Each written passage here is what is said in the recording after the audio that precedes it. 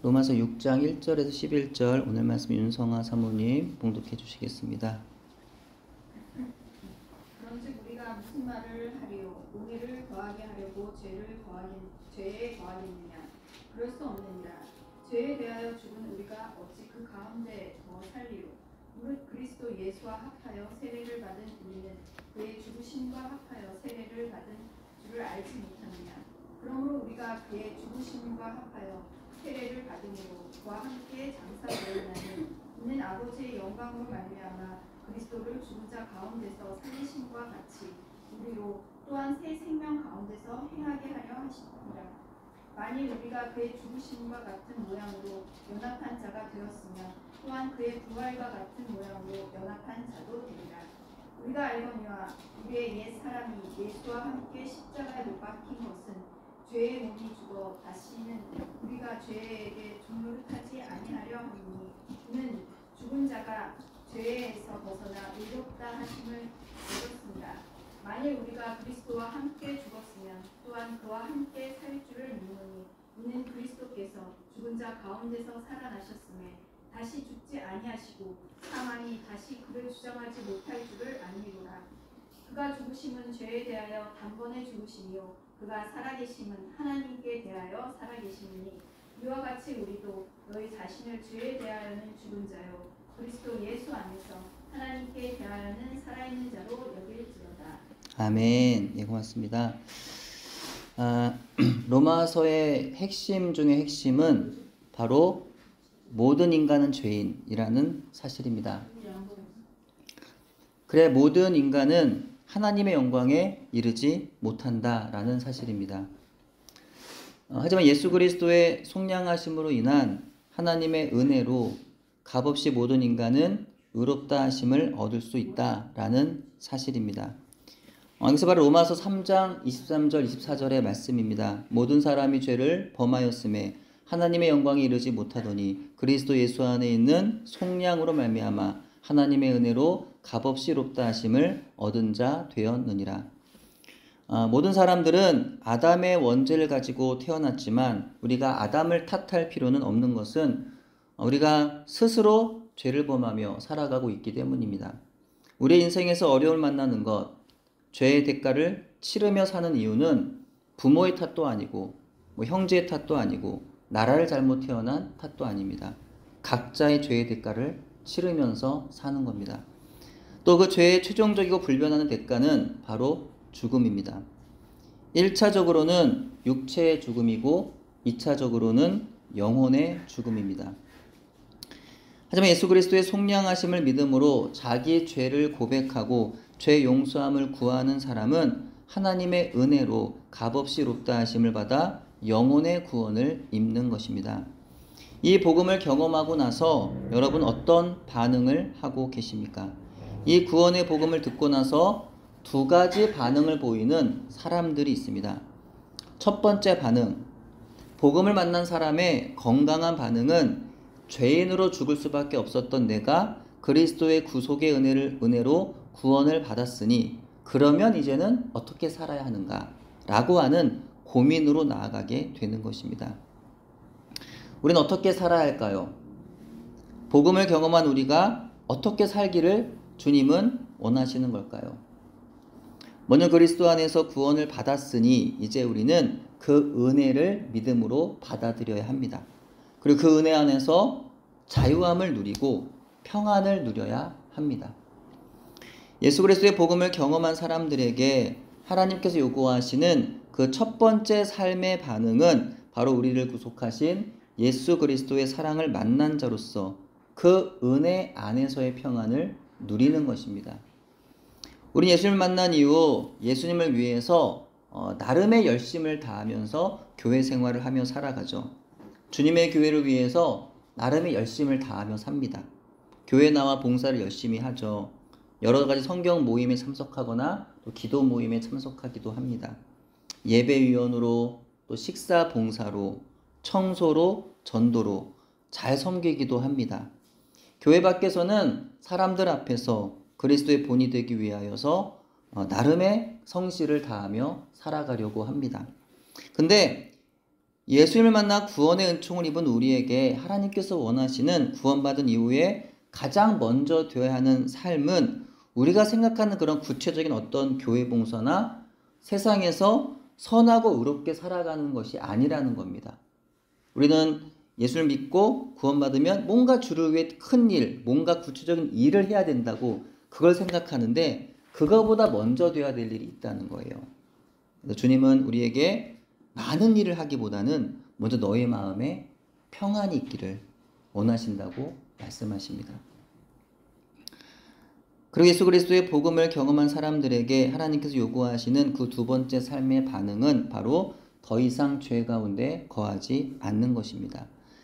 죄에 대하여 죽은 자로서 사는 겁니다. 하나님께서 만드시고 예수님이 거하시는 나의 지체를 불의의 무기로 죄에게 드리지 아니하고 오직 자신을 죽은 자 가운데 다시 살아나신 예수님처럼 하나님께 드리라는 겁니다. 그것이 바로 예수님 만난 사람들, 예수 그리스도를 경험한 사람들의 정상적인, 매우 성경적인 반응이다라는 거죠. 하지만 복음을 경험한 사람들 중에는요, 이 정상적인 혹은 성경적인 반응을 하는 사람들만 있는 것은 아니더라는 거죠. 그들은 복음을 자기 방식으로 들어요. 어떤 분들은 말씀을 자기 멋대로 오해해서는 복음에 대한 아주 잘못된 반응을 보이는 분들이 있어요. 복음을 모르는 건 아닌데 뭔가 복음을 모르는 것처럼 그렇게 살아간다는 거죠. 로마서 5장 20절입니다. 율법이 들어온 것은 범죄를 더하게 하려 함이라. 그러나 죄가 더한 곳에 은혜가 더욱 넘쳤나니. 어떤 분들은 이 말씀에 매우 은혜를 받아요. 이 말씀 보고 그렇다 정말. 그러면 내가 죄 지어도 되겠구나. 죄가 더한 곳에 은혜가 넘치니까 그럼 죄 지어도 되겠네. 마음대로 살면 죄 짓고 회개하면 되겠구나. 이렇게 생각합니다. 네, 맞습니까? 아니요, 틀렸죠. 네, 그럴 수는 없습니다. 자녀가 공부를 하지 않아서 성적이 떨어졌어요. 엄마가 아이를 용서해주고 시험 치르느라고 수고했다면서 격려해 줍니다. 자녀가 그런데 이후에 계속 공부하지 않아요. 성적이 더 떨어집니다. 이게 맞습니까? 틀렸죠. 그런 자녀는요, 용서해 주되 먼저 혼이 나야 된다는 거예요. 그냥 용서가 아니라 혼이 나야 됩니다. 야단을 맞고 돌이켜야 됩니다. 노는 시간을 줄이고 공부할 수 있도록 해야 한다는 거죠. 자녀가 학교에서요, 친구가 싸웠습니다. 아버지가 근데 용서해 줍니다. 아무런 야단을 안 쳐요. 다음날 그 아이가 학교 가더니 더 크게 싸우고 돌아옵니다. 이래도 됩니까? 이게 맞나요? 아니죠. 이런 아이는 아버지에게 크게 혼내야 됩니다. 다시는 친구와 싸우지 않도록 크게 혼이 나서 그렇게 다시는 그렇게 친구들과 싸우지 않도록 해야 한다는 거예요. 죄를 용서하는 이유는 죄를 또 지어도 된다라는 의미가 아니죠. 죄를 중단하고 죄로부터 돌이켜서 이제는 죄를 끊어내라는 의미입니다. 그래서 용서해 주는 거예요. 새롭게 살라는 의미입니다. 다르게 살라는 의미예요. 공부하지 않은 것을 용서한 건 앞으로도 쭉 그렇게 공부하지 말아라. 그래도 좋아라는 의미가 아니죠. 이제부터 공부하라는 겁니다. 학교에서 싸운 걸 용서한 것은 그래, 계속 싸워, 잘했어, 너 정말 멋있구나, 뭐 그런 의미가 아니죠. 다음부터는 싸우지 말라는 의미입니다.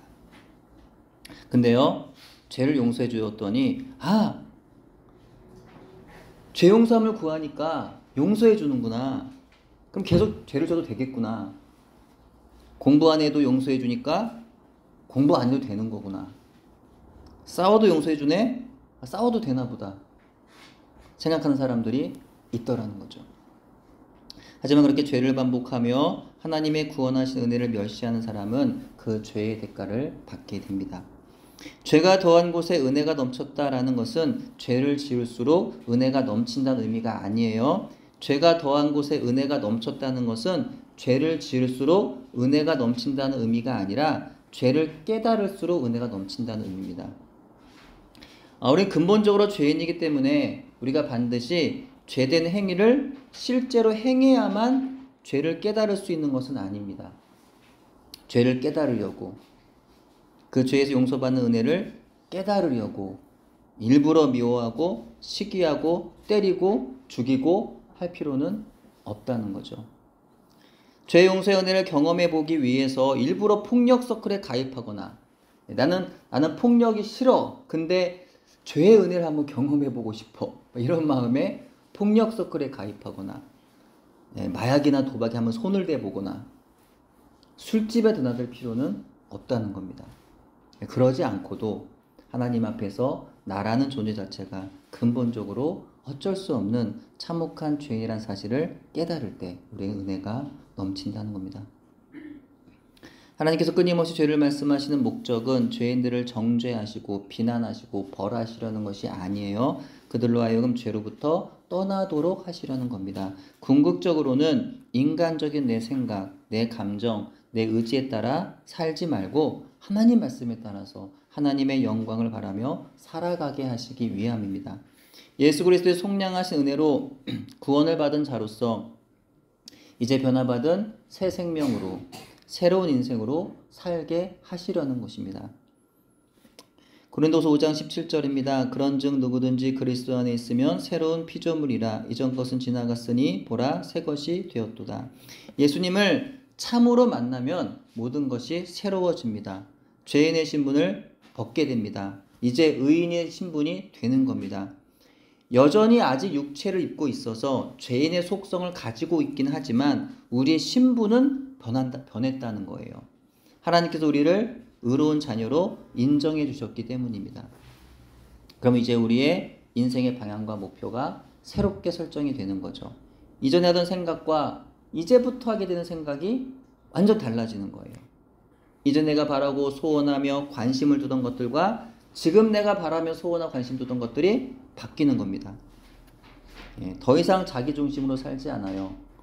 가족을 중심으로, 남을 위해서, 교회를 위해서 살게 되더라는 겁니다. 사고 방식, 사고 체계, 가치관, 인생관, 세계관, 비슷한 얘기인데요. 이런 것들이 완전히 새롭게 세팅이 되는 거예요. 포맷이 되는 거죠. 겉모습은 그대로인데 겉으로 보면 달라진 게 없는 것 같은데 뭔가 내면이 달라지는 거예요. 알게 모르게. 때로는 내가 느껴도 내가 뭐 달라진 게 있는 거 있어? 뭐 이렇게 느낄 때도 있지만 그렇지 않다는, 어딘가 모르 내 마음과 생각이 조금씩 달라져 가고 있다는 거예요. 이전과는 다른 사람, 새 사람이 되는 거예요.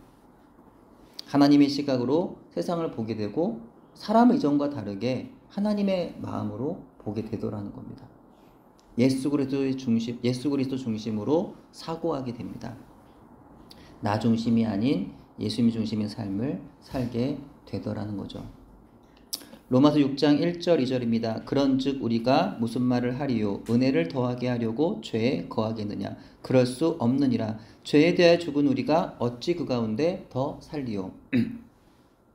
은혜를 받은 사람이 은혜를 더하려고 죄 가운데 거하며 살 수 있느냐? 그렇게 물어요, 사도 바울이. 그리고 바로 뭐라고 말합니까? 그럴 수 없다고 강하게 부정합니다.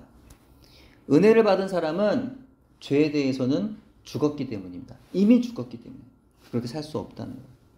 죄에 대해 죽었다는 것은 죄를 절대로 안 짓게 되거나 차츰차츰 죄를 덜 짓게 되어 간다는 의미가 아닙니다. 죄를 짓고 싶지만, 너무너무 죄를 짓고 싶지만 내가 양심이 있어서 그럴 수 없어서 억지로 참고 참아가면서 그렇게 죄에 있어서 죽어 지내는 것을 의미하지도 않습니다. 그런 의미가 아니라 이제는 죄의 종으로서 죄의 다스림을 받는 존재가 바로 나였다고 한다면 이제 나는 예수 그리스도의 종으로 변화를 받아 이젠 더 이상 죄의 다스림을 받지 않게 되었다는 의미입니다. 또 이제 예수 그리스도의 다스리심을 예수 그리스도의 영이신 성령님의 인도하심을 받는 사람이 되었다는 것을 의미하는 것입니다. 그러면 또 이런 질문을 할 수 있어요. 예수 그리스도를 믿는 모든 사람들 안에 성령이 계시니까 예수 믿는 사람들은 그러면 언제나 성령님의 인도하심을 받을 것이고, 그러면 당연히 죄를 전혀 지을 수 없는 것이 아니냐라는 것입니다. 이런 질문을 할 수 있어요. 그렇습니다. 성령님의 인도하심을 받는 사람들은요, 당연히 절대 죄 지을 수 없어요. 하지만 여기서 우리가 오해하지 말 것은 성령님을 내 안에 소유하고 있다는 사실이 자동적으로 성령님의 인도하심을 받는다는 것을 뜻하지는 않는다는 사실입니다.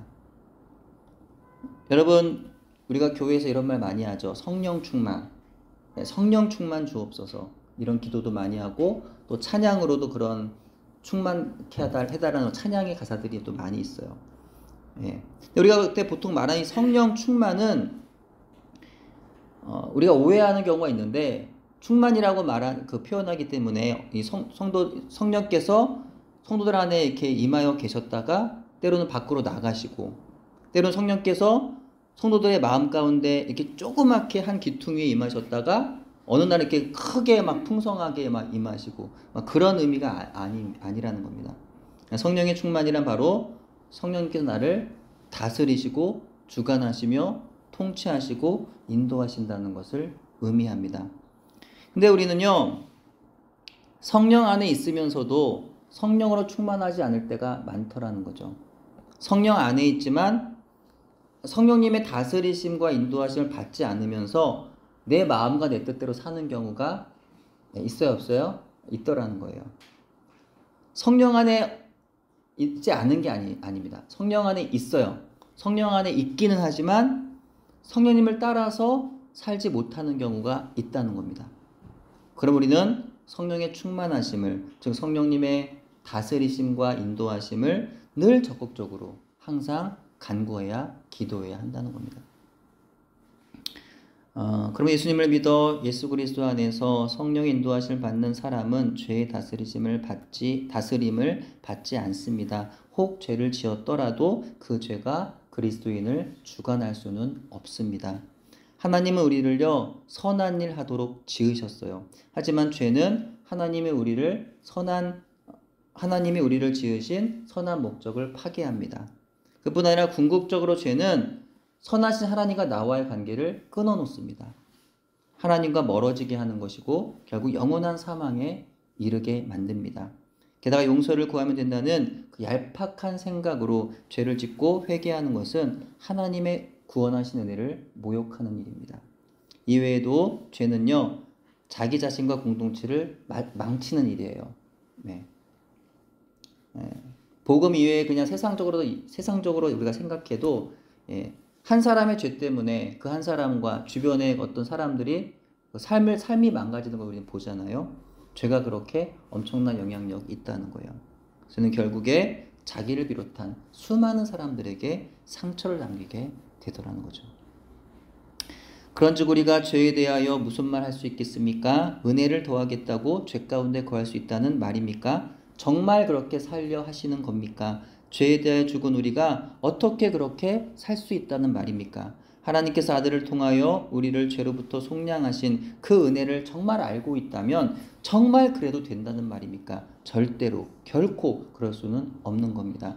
그럴 수 없느니라. 이 말씀은 무섭게 칼을 자르듯 선언하고 있는 말씀이에요.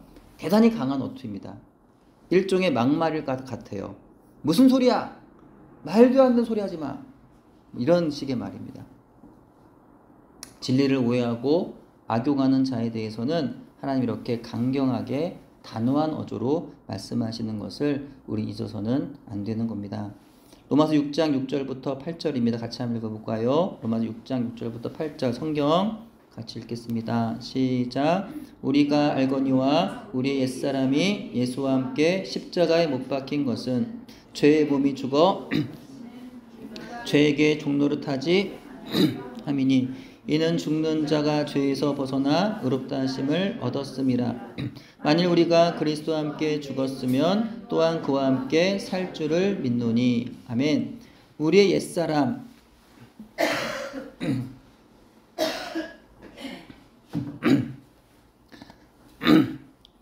우리의 옛사람 아담으로부터 이어져 내려온 죄의 본성을 가진 내가 예수님께서 십자가에 못 박혀 죽으셨을 때 예수님의 몸 안에서 함께 죽었다는 겁니다.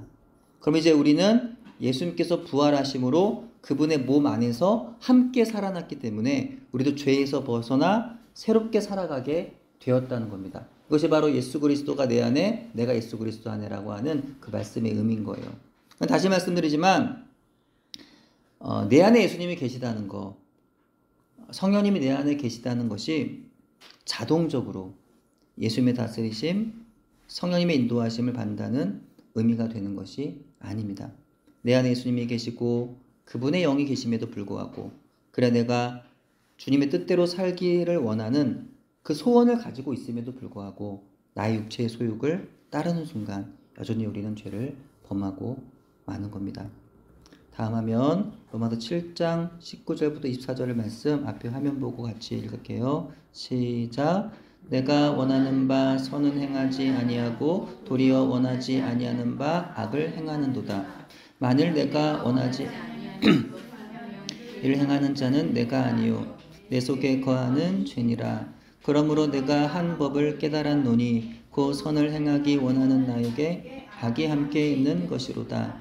내 속사람은 하나님의 법을 즐거워하되 내 지체 속에서 한 다른 법이 내 마음의 법과 싸워 내 지체 속에 있는 죄의 법으로 나를 사로잡는 것을 보는도다. 오호라 나는 공고한 사람이로다. 이 사망의 몸에서 누가 나를 건져내랴. 우리는 예수 그리스도를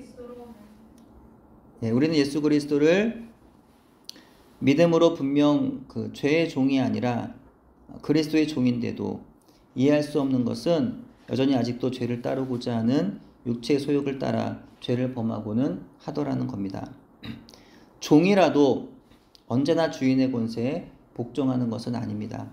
바울은 하나님의 법을 너무나 잘 알고 있었지만 그러나 죄의 법이 자신으로 하여금 마음속 선한 의도대로 살지 못하도록 방해하고 있었던 겁니다. 다음 하면 갈라디아서 5장 16절 17절 시작. 내가 이르노니 너희는 성령을 따라 행하라. 그리하면 육체의 욕심을 이루지 아니하리라. 육체의 소욕은 성령을 거스르고 성령은 육체를 거스르나니 이 둘이 서로 대적하므로 너희가 원하는 것을 하지 못하게 하려 함이니라. 아멘.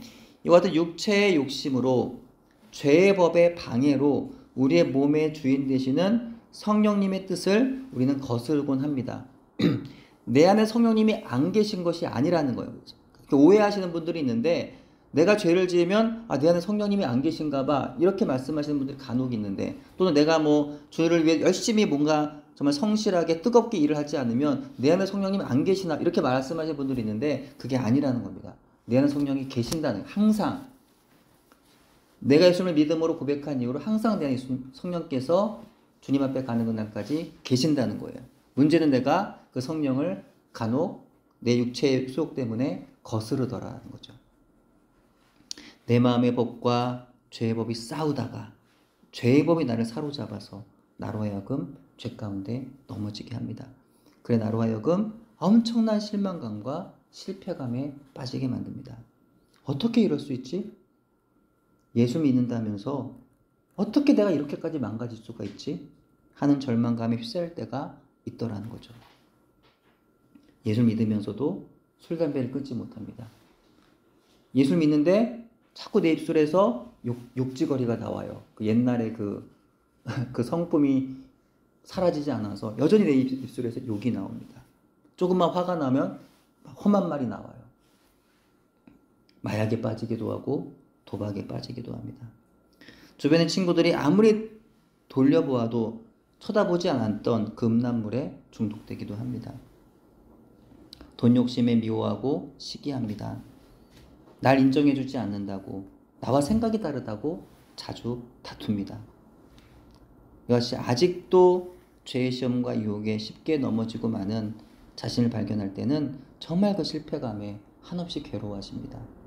바울 사도의 고백처럼 정말 오라 나는 공고한 사람이로다. 이 사망의 몸에서 누가 나를 건져내랴 라고 하는 깊은 절망의 탄식이 내 영혼에서 나오게 되더라는 거죠. 하지만 그럼에도 불구하고 아직 우리에게 소망이 있는 것은 아직도 완전히 변화되지 못해 자주 죄에 넘어지고 실패를 반복하는 우리에게 이미 우리의 그 모든 죄를 십자가의 구속하심의 피로 용서하신 예수님이 계시다는 사실입니다. 우리가 계속해서 예수 그리스도를 의지하고 있는 한 아직 소망이 있습니다. 우리가 계속해서 내 안에 함께하고 계시는 예수 그리스도의 영, 성령님의 다스리심과 인도하심을 간구하고 있는 한 성령님 도와주세요. 예수님을 바라봅니다. 주님 나를 붙잡아 주세요. 죄의 소욕을 이기게 해주세요. 주님의 뜻대로 살게 해주세요. 이렇게 간구하는 한 아직 우리에게는 희망이 있다는 겁니다. 로마서 6장 10절입니다. 그의 죽으심은 죄에 대하여 단번에 죽으심이요 그의 살으심은 하나님께 대하여 살으심이니 예수 그리스도께서 죄에 대하여 단번에 죽으시고 하나님께 대하여 살아나신 것처럼 우리도 죄에 대해서 단번에 죽었고 예수 그리스도 안에서 다시 살아났다는 것입니다. 우리가 언제 죽었습니까? 예수 그리스도가 십자가에 못 박혀 죽었을 때 우리도 죽었습니다. 예. 우리가 언제 살아났습니까? 예수님이 다시 살아나셨을 그때 우리도 다시 살아났습니다. 로마서 6장 11절입니다. 이와 같이 너희도 너희 자신을 죄에 대하여는 죽은 자요 그리스도 예수 안에서 하나님께 대하여는 살아있는 자로 여길지어다. 아멘. 그리스도 예수 안에서 하나님께 대하여 살아있는 자로 여길지어다 라고 바울은 명령합니다. 내가 예수를 믿고도 전혀 달라진 게 없는 것 같아요. 여전히 죄를 짓고 있어요. 그렇더라도 죄에 대해 우리가 이미 죽은 자라는 사실은 변함없는 사실이라는 거예요. 나의 행위가 완전해서가 아니라 내가 거룩하고 내가 정말 너무나 의로워서가 아니라 모든 죄를 용서하시는 예수 그리스도 안에서의 하나님의 사랑이 완전하기 때문입니다. 그럼 우리는 날마다 완전하신 하나님을 믿음으로 바라보면서 다음과 같이 선포하며 살아야 합니다. 나는 죄에 대하여서는 죽은 사람이고 한번 해볼까요? 나는 죄에 대해서는 죽은 사람이고 하나님에 대해서는 살아있는 사람입니다. 하나님에 대해서는 살아있는 사람입니다. 예. 또 이것은 이렇게 고백하는 거예요. 나는 죄에 대해서는 죽은 사람이고 하나님에 대해서는 살아있는 사람이기 때문에 나는 절대로 죄가 되는 일에 마음을 내어줄 수 없습니다. 내 욕심과 감정에 따르는 것이 아니라 성령님의 인도하심에 따라야 합니다. 내가 기뻐하는 것을 하는 것이 아니라 하나님께서 기뻐하신 일을 해야 하는 것입니다. 이런 고백을 날마다 한다는 것. 로마서 6장 11절에 이와 같이라는 말은 우리의 이성으로는 이해할 수도 납득할 수도 없는 말입니다. 예수님께서 죽으신 사건이 2000년 전 이스라엘 땅에서 벌어진 일이지만 따라서 우리는 그 장소에 있었던 것이 아니지만 그러나 우리는 예수님의 몸 안에서 함께 죽었던 겁니다. 하지만 예수님이 부활하셨을 때 역시 우리가 그곳에 있었던 것은 아니었지만 그분의 부활하신 몸과 함께 우리 영혼도 살아난 것입니다. 그러므로 이와 같이 우리는 죄에 대해서는 죽었고 하나님에 대해서는 산 자가 된 겁니다. 그러므로 이제는 우리가 어떻게 살아야 하는가? 이 복음을 만나 알게 되었으니 그러면 이제는 어떻게 살아야 하는가? 라는 또 문제가 있죠. 이 질문을 또다시 하게 되죠. 이 복음을 알게 되었으니 이 은혜를 깨달았으니 죄를 지어도 되느냐? 그럴 수 없어요. 먼저 이 복음을 믿음으로 받아들여 평안을 누리는 자들이 되어야 합니다. 더 이상은 죄의 노예에 살지 아니하고 의의 백성으로 살아야 하는 줄로 믿습니다. 여기서 이 말씀을 다시금 기억하기 원하는데요.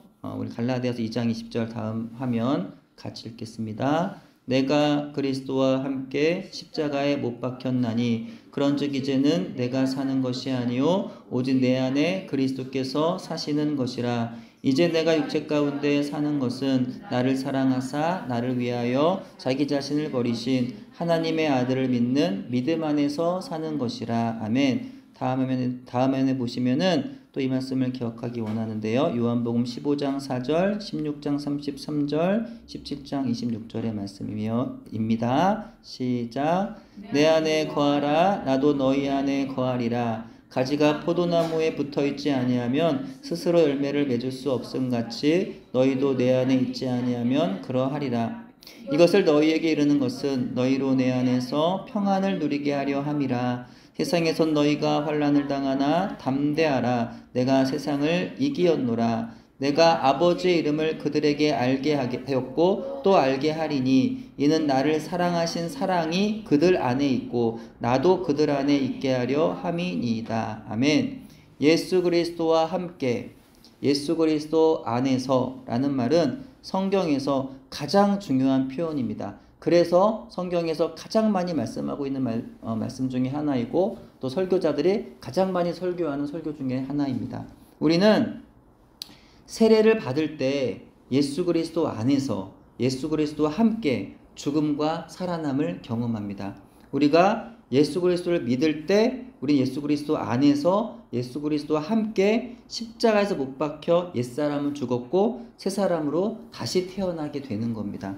그럼 우리는 절대로 나의 힘으로 죄를 이길 수 없습니다. 죄에 있어서 자신할 수 있는 사람은 아무도 없어요. 이런 사람 있죠. 나는 절제력이 많아. 나는 절제할 줄 알아. 그래서 나는 이걸 하다가도 금방 빠져나올 수 있어. 난 이것이 죄 가운데로 나아가지 않도록 그 전에 나는 빠져나올 자신이 있어. 나는 친구들과 이런 나쁜 일에 잠깐 어울려도 난 금방 빠져나올 수 있어. 난 나를 믿어. 이런 분들이 간혹 있어요. 있습니까? 없습니까? 저도 한때는요, 약간 좀 결이 다르긴 한데, 저도 한때는 제가 그런 생각 한 적이 있어요. 나는 죄를 짓지 않을 수 있어. 이런 생각 한 적이 있습니다. 제가 그 죄를 짓지 않을 수 있다고 나름 자신하던 시절이 있었어요. 제가 근데 특별히 제가 뭐 선하고 착해서가 아니었습니다. 제 성격상 어딘가 이게 푹 빠져든 성격이 아니에요. 예. 그러니까 이게 뭔가를 좋아해도 그 좋아하는 거에 완전히 막 미쳐서 빠져들지도 않고 뭔가 나쁜 일을 하더라도 거기 막 이렇게 심하게 빠져든 성격이 아니라는 거예요. 이게 그러니까 그 좋은 일에선 단점인데 이 죄와 같은 나쁜 일에 대해서는 장점이 되더라.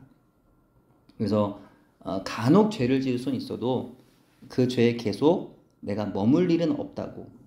죄에 내가 혹 빠지더라도 언제든 금방 빠져나올 수 있다고 스스로 자신했던 그런 때가 있었습니다. 하지만 죄에서 너무 가볍게 여겨서일까요? 죄를 만만히 봐서일까요?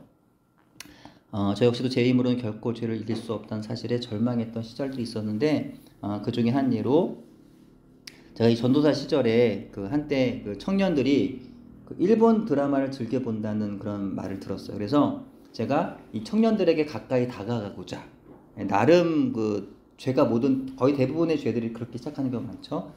예, 선한 의도로 시작한 겁니다. 예, 청년들과 가까이 하고자 청년들의 어떤 그런 생각을 좀 이해하고자 혹은 이것을 예화로 들어서 설교에 좀 이렇게 도움이 되고자 이런 마음으로 일본 드라마를 보기 시작했어요. 근데 제가 거기 빠지더라고요. 빠져서 날마다 그걸 보고 있습니다. 밤새도록. 눈이 뻘개지도록. 그런 때가 있었어요. 근데 그렇게 시간을 막 헛되이 보내고 나서 날이 밝으면 얼마나 저 자신이 한심하게 느껴졌는지 모릅니다. 절망감과 실패감에 괴로워집니다. 하지만 절망만 하기엔 그 역시도 저의 교만이라고 생각이 되었기 때문에 하나님 앞에서 그 회개하는 시간들이 있었고 이로써 예수 그리스도의 죄 용서하신 은총 없이는 나도 죽을 수밖에 없는 죄인이란 사실을 새삼 다시금 깨닫게 되는 그런 시간들이었던 것 같습니다. 그럼 우리는 로마서의 결론적인 말씀인 로마서 8장 1절 2절의 말씀을 다시금 기억하지 않을 수 없겠는데요. 로마서 8장 1절 2절 우리가 너무나 잘 아는 말씀 우리 한번 읽어볼게요. 성경의 로마서 8장 1절 2절 있습니다. 시작. 그러므로 이제 그리스도 예수 안에 있는 자에게는 결코 정죄함이 없나니 이는 그리스도 예수 안에 있는 생명의 성령의 법이 죄와 사망의 법에서 너를 해방하였습니다. 아멘.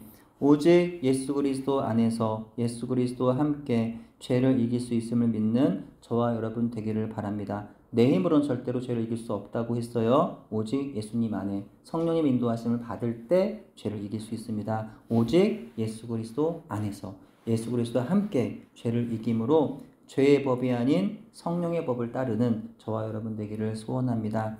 나는 죄에 대해서는 죽은 자임을, 그리고 예수 그리스도 안에서 하나님에 대해서는 살아있는 자임을 기억하고 선포하는 저와 여러분 되기를 주님의 이름으로 축원합니다. 아멘. 기도합니다. 하나님, 우리가 하나님의 크신 은혜로 예수님의 십자가와 부활의 복음을 분명히 경험했고 하나님의 죄 용서하심의 은혜로 구원을 받아서 하나님의 자녀가 분명히 되었지만 그럼에도 불구하고 여전히 아직도 우리는 예수 그리스도 안에서 성령의 인도하심을 잘 받지 못하고 죄의 욕심 따라 살아가곤 합니다. 하나님, 저희의 의로움이나 열심으로는, 저희의 어떤 자제력이나 절제로는 결코 죄를 이길 수가 없음을 기억합니다. 죄에 있어서 절대적으로 무능한 저희를 불쌍히 여겨 주옵소서. 날마다 예수님을 바라보게 하시고 성령님의 인도하심을 붙잡게 하소서. 날마다 예수님의 영, 성령님의 다스리심과 인도하심을 구하여 나의 육체의 욕심을 따르는 인생이 아니라 성령님 인도하심을 따르는 저희 인생 될 수 있도록 은혜 베풀어 주시옵소서. 내가 죄에 대해서는 죽었고 예수 그리스도 안에서 하나님에 대해서는 살아있는 자임을 날마다 선포하며 살게 하옵소서. 예수님 이름으로 기도합니다. 아멘.